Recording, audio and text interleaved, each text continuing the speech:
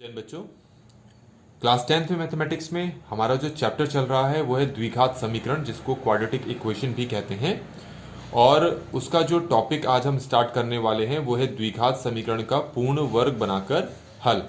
मैं आपको बता चुका हूं कि जो भी इक्वेशन इस फॉर्म में लिखी जाती है ax² bx plus c equal to 0, उसको कहते हैं हम द्विघात समीकरण। पहली चीज, द्विघात समीकरण में हमेशा एक ही चर होता है, x या y कुछ भी ले लो आप। यहां पर हमारे पास एक ही चर है। द्विघात कह रहे हैं, इसका मतलब उसकी घात 2 है, मतलब x की जो मैक्सिमम पावर है वो 2 होती है। और इसको द्विघात बहुपद नहीं कह रहे हैं, यहां पर द्विघात समीकरण कहते हैं, क्योंकि यहां इक्वल टू है। इतनी चीजें। द्विघात समीकरण का हल करना का मतलब क्या है कि जो आपके समीकरण है द्विघात समीकरण, उनसे x के दो मान निकलते हैं, दो मूल निकलते हैं। ये मतलब है उनके हल से हमें x के वो दोनों मान यहां से निकालने हैं। कौन कौन से मेथड हम अब तक समझ चुके हैं? हम मिल्टन स्प्लिटिंग समझ चुके हैं, क्लास 9th में पढ़ चुके हैं। और पिछले एक वीडियो में मैंने आपको पोश एंड लो मेथड बताया था, जिसके थ्रू भी आप मूल को ज्ञात कर सकते हैं। तो यहां पर हमें इसका पूर्ण वर्ग बनाने की विधि से इसको हल करना है। तो क्या है ये विधि, आइए समझते हैं। सबसे पहले आपको यह ध्यान रखना है, इस विधि के तहत आपके पास x² के आगे, जैसे कि यहां पर 3 है, इसको हटाना पड़ेगा। ठीक है, x² के आगे जो भी संख्या होगी आपको उस संख्या को हटाना है। -1, -2, -3, 2, 3, 4, 5, 6 कुछ भी हो, उनको हटाना है। 1 ही रहना चाहिए बस, दैट्स इट। तो हटाने के लिए क्या करेंगे, जैसे जो भी ये संख्या दे रखी है, जो भी नंबर दे रखा है, उसको सभी टर्म्स को, उसी नंबर से सभी टर्म्स को क्या करना है, डिवाइड करना है। तो मैं 3 से डिवाइड करता हूं। तो 3 से डिवाइड करने पे ये हो जाएगा 3x² / 3 - 5x/3 plus 2/3 equal to 0। ये पहला टर्म हमेशा कट जाना चाहिए। इससे क्या फायदा होगा, इससे आपके पास जो द्विघात समीकरण बन के आएगा उसमें x² का कोफिशिएंट या गुणांक कितना रह जाएगा, 1। इसके आगे कौन संख्या है, 1 है ना, मतलब कोफिशिएंट इसका 1 है, ऐसा बचना चाहिए।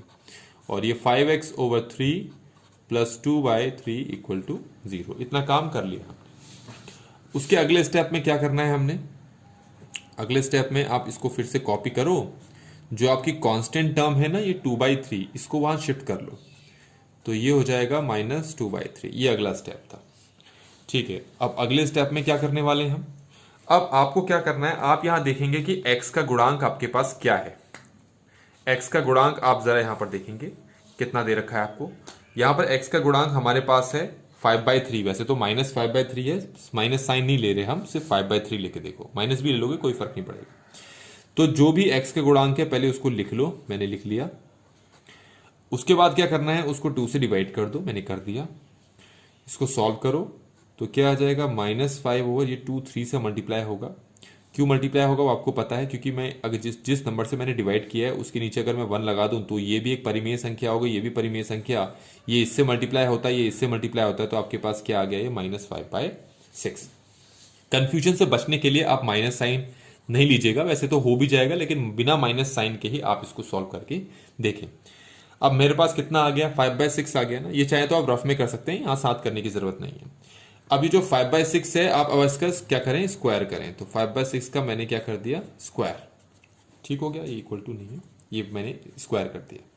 अब आप क्या करना है, जो आपके पास ये नंबर आ गया है इसको आप यहां पर भी ऐड करें, मतलब बाईं तरफ भी ऐड करें, दाईं तरफ भी ऐड करो। किस तरीके से, कुछ इस तरीके से, 5/3x प्लस 5/6 का स्क्वायर, और यहां पर भी 5/6 का स्क्वायर ऐड कर लिया, और ये हमारे पास क्या बचा है साथ में, -2/3। इतना समझ में आ गया होगा आपको। अब आप ये देखेंगे ना, ये जो चीज है ये हमेशा आपको वापस एक सर्व समीका बनाकर देगी, क्योंकि बीच में माइनस है तो ये a - b के होल स्क्वायर का फॉर्मूला बन रहा है। और अगर प्लस होता ये a + b के होल स्क्वायर का फॉर्मूला बनता, मतलब मैं इसकी जगह लिख सकता हूं x - 5/6 का होल स्क्वायर, या तो इसकी जगह a + b का होल स्क्वायर बन रहा होगा, या a - b का होल स्क्वायर। ये आपको ध्यान में रखना है।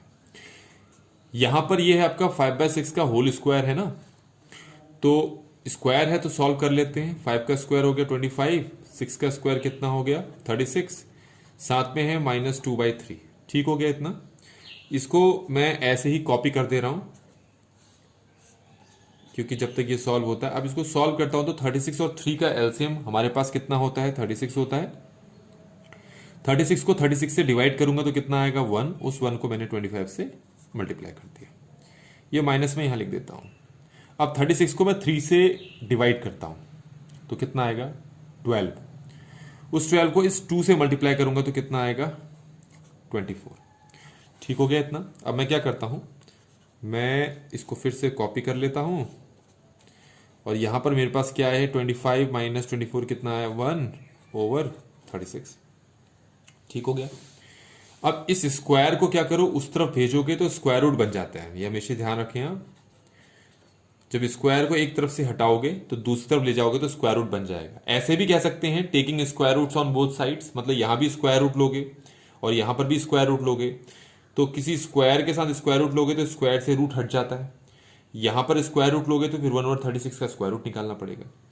तो बात एक ही है। स्क्वायर को मैंने वहां शिफ्ट कर दिया तो ये हो गया मेरे पास 1/36। आगे आपको प्लस माइनस लिखना जरूरी है, ये हमेशा ध्यान में रखें। जब भी आप square root on both sides लेते हैं ना, तो आपको प्लस माइनस लिखना जरूरी है। या स्क्वायर को वहां शिफ्ट करके दिखाते हैं तो भी आपको प्लस माइनस यहां लेना जरूरी है।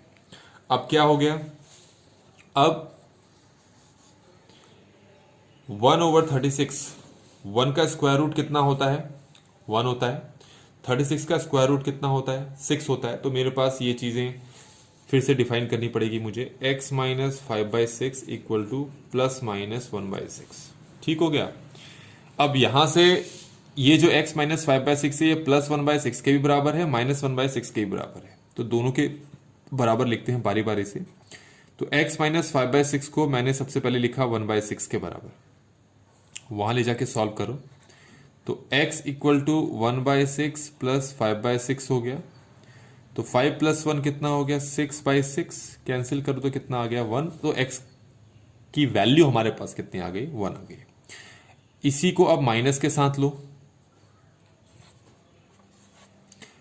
x माइनस 5/6 को मैंने माइनस 1/6 के साथ ले लिया। इसको यहां शिफ्ट करते हैं तो x इक्वल आ गया 5/6 माइनस 1/6। तो ये तो 6 रहा, 5 माइनस 1 कितना हो गया, 4। 2 2 ज़ा 2 3 ज़ा 4, तो ये 2/3 आ गया। तो x की वैल्यू हमारे पास यहाँ पर आ गई 2/3 और यहाँ से x की वैल्यू हमें कितनी मिली थी, 1 मिली थी। तो बच्चों इस तरीके से हमने पूर्ण वर्ग बनाकर एक द्विघात समीकरण का मूल हमने ज्ञात कर लिया। तो ये है द्विघात समीकरण। पर अभी भी हमें कुछ चीज़ें आपको ध्यान में रखनी है।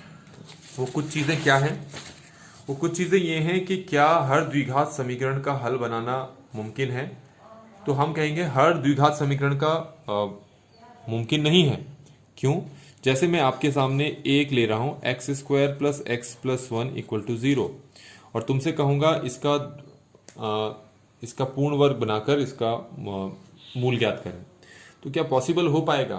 तो मैं आपको बता दूं, नहीं, पॉसिबल नहीं हो पाएगा। पहले आपको कुछ चीजें चेक करनी पड़ेंगी। वो कुछ चीजें क्या है मैं आपको समझा देता हूं।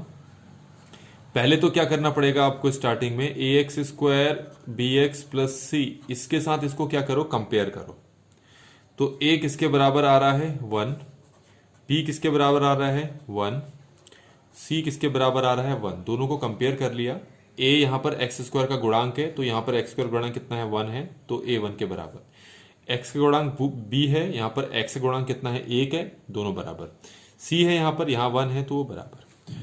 आपको यहां पर निकालना है डिस्क्रिमिनेंट, जो होता है b² - 4ac। अभी के लिए इसको आप याद करें, बाद में अगले वीडियोस में इसको ज्यादा डिस्क्राइब किया जाएगा। तो d = b² - 4c। d क्या है हमारे पास, डिस्क्रिमिनेंट, या फिर इसको कहते हैं हम विविक्तकर। ठीक है, इसमें स्पेलिंग चेक कर लीजिएगा क्या है, विविक्तकर। ठीक है, इंग्लिश में कहते हैं डिस्क्रिमिनेंट। तो पहले आप इसको चेक करेंगे, b कितना है, 1, तो ये 1 का स्क्वायर हो गया। 4 मल्टीप्लाई a 1 है, c 1 है। ठीक है, 1² आपका 1 हो गया, इसको मल्टीप्लाई करें तो 4 हो गया। 1 - 4 कितना हो गया, -3। तो इस तरीके से आपके पास डिस्क्रिमिनेंट कितना आ गया, ये आ गया है -3। तो आप ये याद रखें कि अगर आपके पास डिस्क्रिमिनेंट जो है वो ऋणात्मक आता है तो आपको कोई हल नहीं मिलेगा। ठीक है, कोई हल नहीं मिलेगा। डिस्क्रिमिनेंट आपका 0 या फिर पॉजिटिव आता है तो ही आपको हल मिलेगा। आप इस चीज को याद रखें। और अगर आपका डिस्क्रिमिनेंट पॉजिटिव या 0 आता है तो ही आप उसको आगे पूर्ण वर्ग बनाने की विधि द्वारा सॉल्व करेंगे, अन्यथा नहीं। इस तरीके से हमारे पास ये पूर्ण वर्ग बनाने की विधि यहां पर समाप्त हो गई है। अब हम करेंगे एक्सरसाइज के question in the next video. अगर वीडियो आपको अच्छी लगी हो तो शेयर जरूर करें, अपने दोस्तों को शेयर जरूर करेंगे।